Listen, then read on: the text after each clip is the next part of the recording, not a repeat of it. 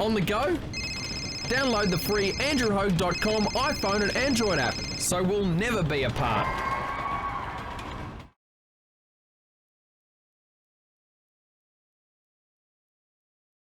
This is andrewhogue.com, still Australia's only 24/7 metal radio station. It is a privilege again to reconnect with Brann from the mighty Mastodon, who are on the eve of releasing a brand new record called Hushed and Grim. And it has been a pretty crazy time for pretty much most of the people across the world, but also especially in the creatives, especially with bands not being able to tour.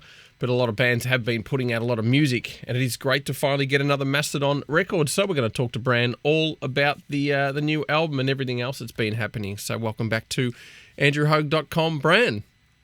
Hey, how you doing? I'm doing well, and like I mentioned at the top of the start of the chat, that we're in a pretty crazy time across the world, and especially for the arts and creatives that I believe have done it the hardest, in the sense of not being able to get out and tour and create and things like that. How have you and the rest of the lads been dealing with this current situation that hard to know if there really is an end in sight? Yeah, it's been a tough couple of years. We'll say that, right? It's been, awful. There's been a lot of just terrible death and horrible disease.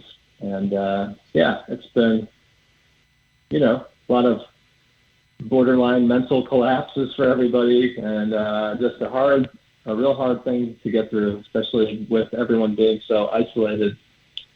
So, but as far as Mastodon is concerned and our band, everybody's healthy. Everyone's families remain healthy. I mean, I had a bunch of family members come down with it, but nobody that was, immunocompromised. Like my mom is immunocompromised, but she never contracted it, and so everybody's all good on that in that respect. So we got really lucky with that, and so our band, I think, luckily, right before the pandemic hit, we were already in writing mode. So we weren't one of these bands like Lamb of God or Deftones or Gojira, who had an album in the can ready to go, and then it was like shut down right as they were all about to go on tour. We were kind of a lucky band where we were already in the middle of writing. And so when those shutdown happened here and we all had to stay home for 4 months, we just sort of quietly worked on the demos that we had already been working on and worked on more music. And so I think that's probably lent itself to the grandiose double album that is Hushed and Grim. Yeah, I was going to mention that because it hits around 86 minutes from what I'm reading, and again, it's a long record, 15 songs. It's probably the longest record the band's actually put out as far as music. So during this time, as you said, you were sort of writing music, and once you realised there was going to be a little bit longer of a delay as far as, the freedom, so to speak, did the band sort of make a conscious decision just to keep making more music to turn this into a double album? No, I don't know if it was a conscious decision, but it was just kind of a compulsory decision, like a knee-jerk reaction to not having a looming deadline, really, and not having some kind of tour that you had to get ready to go out on, so you better hurry up and finish your record and get in the studio and record it. So we said, hey, why bother with a hurry up when we could take our time and really pour over this material and try to take advantage, as horrible a situation it is, try to take advantage of it. And we knew that this album was going to be the one that was dedicated to our manager and best friend, Nick John, who passed away a couple of years ago from pancreatic cancer. We knew this was going to be his record, so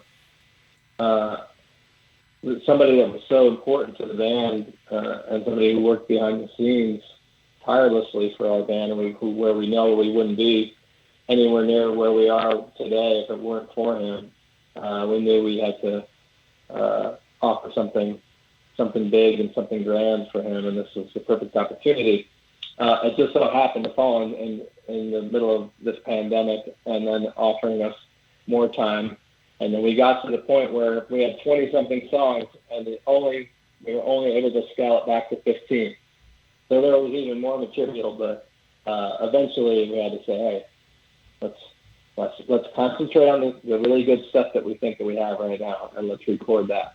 So we said, okay. And then we were able to whittle it down to 86, 87 minutes. And in regards to touring, because we are seeing a lot of bands getting back out there touring in the US, but it can be pretty volatile because, you know, there's certain members who end up catching COVID and then they'll have to, you know, cancel, or someone will step in and replace. So it's a pretty bold move. I'm seeing certain bands having a go of getting back out there and kind of, I guess, getting back to their normality of what they do. What's the thoughts of Mastodon getting out on the road, especially in your country, you know, to start touring on this brand new album? Is there any sort of plans? Are you guys holding back, waiting to see what's going to happen? No, we have a tour booked, starts in the middle of November, so we'll see where things are at that point. And we will put protocols in place to, you know, make it so that it's not as fun as it used to be, but maybe we'll get through it and actually get a paycheck. That would be cool. It's been a couple of years, you know, tired of eating bologna sandwiches, but yeah, I mean, we want to play shows for people, you know, and we want to entertain, and we want to do all that good stuff, and we want to get out there and work. The only way that musicians like us can feed ourselves is by playing live. So that's what we are going to try to do.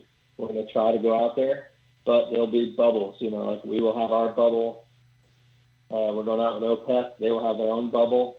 And so it's going to be a little bit, like I said, it's going to be a little bit less fun, because a lot of part of the fun of touring is hanging out with the other guys in the other bands and that camaraderie that exists between the other bands. And we're going to have to sort of not really have that. So it's going to be interesting. It's going to be different. We'll see if everybody can remain healthy for the whole tour. We've already had a lot of friends, bands that have been out there, like Primus had to cancel a bunch of shows due to somebody caught COVID, and Korn, and just about everybody that's gone out. So we're going to try our hardest to be good boys and stay in our bubble and play our rock shows and get home, you know. So, there's been a few other artists I've spoken to about this, and it's a similar thing in Australia, how the arts has sort of, I believe, have copped the worst of this situation because, you know, there's certain essential businesses they say that is okay to go ahead and do their thing, but venues can't open and you can't stand next to somebody. And some of the rules just seem quite ludicrous and contradictory when you look at other situations. And a few other artists I did mention in the US have said the same thing, that the governments haven't really done too much to support that. It's like the sort of bottom of the rung when it comes to certain industries. Is it starting to improve over there in the US? I mean, not in that regard. Not as far as like the thought pattern, you know, like how entertainers are thought of as by, you know, government. I think that they don't even pay us any mind, you know. I don't think that we are paid attention to in that sense at all. Like, we don't really matter, you know, in that way. So yeah, our industry is the last to come back, and I don't think a lot of people do really think of musicians and artists as, especially people who have to make a living performing in front of the very thing that can't happen, you know, or couldn't happen, which is getting lots of people into a room and get them very close and have them, you know, get their droplets out. You know, so I don't think that is changing, but we're going out. We're going to go out and play, you know. So that's what's going on. There was initiatives, you know, but it was up to us to kind of pull ourselves up our own bootstraps with Save Our Stages and things like that, and try to help the people who are road crew for a living. But they were all you know, sort of homegrown initiatives. Like, it didn't have anything to do with government. It was more like the artists themselves were all trying to pitch in and help out. pretty crazy time, and I think it's getting to the point now where, the science is proving that this virus really can't be stopped. And I think the issue now, it's become so politicized as well that it's gone beyond, looking after the health, because we all sort of know the protocols now about washing hands and keeping distances, but, you're finding that this is being used more as a political agenda these days than, how it first came out. It was always political here.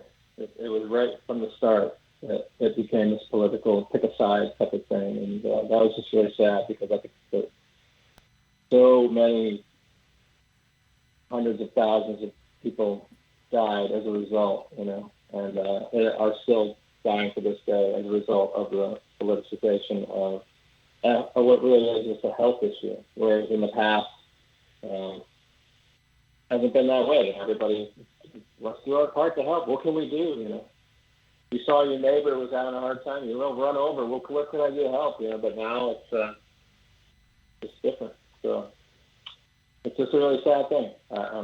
It really bums me out that it had to be like this. It really didn't have to be like this.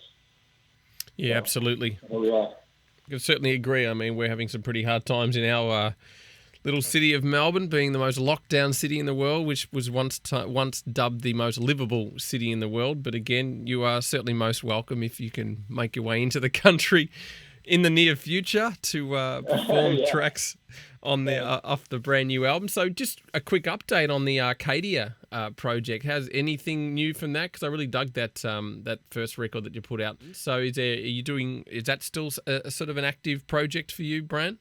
Yeah, in fact, me and my buddy Corey have been working on new material for the last few months. So we're getting like 12, 13 songs together to go record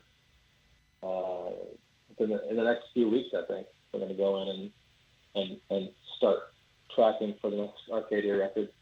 If we can get you to choose one of your favourite tracks from the brand new record, and also just one of your favourite past Mastodon tracks, and just how do you feel about the record now? Because like I said, it's a massive effort, and it's great again to get some new Mastodon music. So sitting back as a listener, is it too soon for you to remove yourself from the process and sort of listen to it with fresh ears? How do you feel about it now? Oh man, I'm deep down in the hole of Hush and Bloom for sure. I mean, I might have crawled out just a little bit recently, Yep. A couple runs up the ladder out, but I love it. I think it's I think it's a really beautiful piece of music, and I think it's a really beautiful tribute to our friend, and I absolutely love it, and I'm always super proud of the guys in my band, and always super proud to be a member of Mastodon. I think that we always offer something new and exciting and different and cool, and I think that all that is in this record, and it's a double album, and I'm really excited about that. And I love the artwork, and I'm head over heels for this one. Okay. I'd say at the moment, my favorite song, that if you wanted to play More Than I Could Chew, I think is my go-to if I was going to say, check this song out. Yeah. And one of your favourite tracks from the back catalogue that you sort of go, yeah, when we play that song live, I'm so glad we wrote that song, or that riff is awesome. Anything that sort of comes to mind of one of your favourites? Let's see.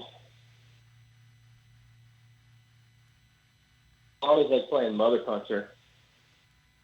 Pretty fun. We can lock that in. Was off the mission. Yeah. And, Just quickly, how was the aquarium experience? Because that looked really cool. And again, it's so great to see bands doing different creative things as well. How was that for you guys? That was great. It was so cool, yeah. It's like, pretty cool backdrop. I was going to say. I've been going there for years, since they opened. Yeah. It was awesome because there's no CGI there. Yeah, I know. And I really didn't think that was even going to be a possibility. They're not going to let us do that, are they? Or the Georgia Aquarium. There's no way that they're going to let us sit in there and play music with all those cool fish.